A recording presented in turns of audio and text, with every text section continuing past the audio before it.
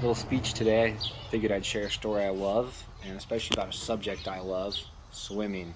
Ever since I was a little kid, I loved swimming. Ocean, lake, river, puddle, didn't matter.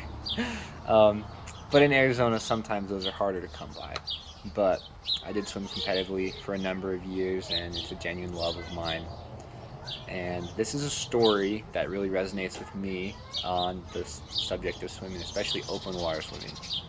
So a couple fun facts with open water swimming. Um, First off, with your wetsuits, when you're swimming for many competitions, they don't let you use a wetsuit because of competitive advantages it gives, such as buoyancy being the first, and then warmth is another one.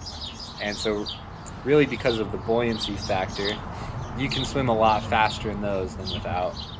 And what happened in the Olympics when people were using what they called the super suits, um, such as like when Michael Phelps was in that kind of leotard outfit, they thought swimming was getting too much about technology, that it wasn't as much on performance, and so they banned it. And I suspect for a similar reason, that's the case with open water swimming. They want it to be about the athlete, not the sponsors really, and the equipment.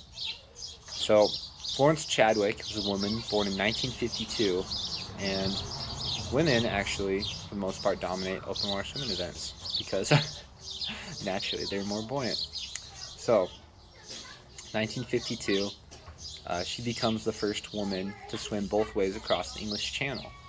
It's like a 14-ish mile swim, and a third of the distance it's estimated in open water swimming.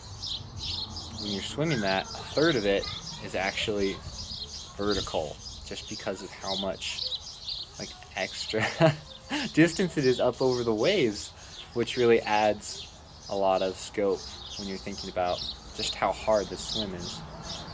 On top of that, the conditions were frigid, foggy, and those alone make it pretty difficult.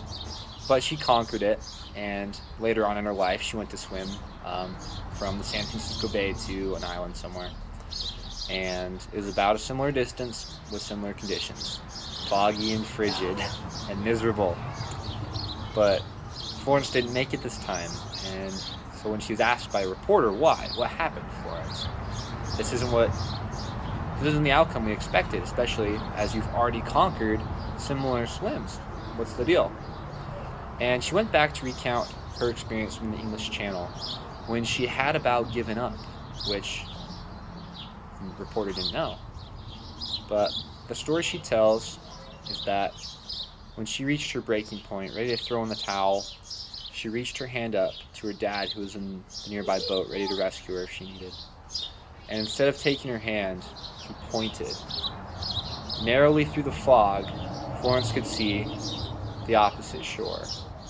Whereas up until now, she had no vision, no scope of where she was going because of the thick fog.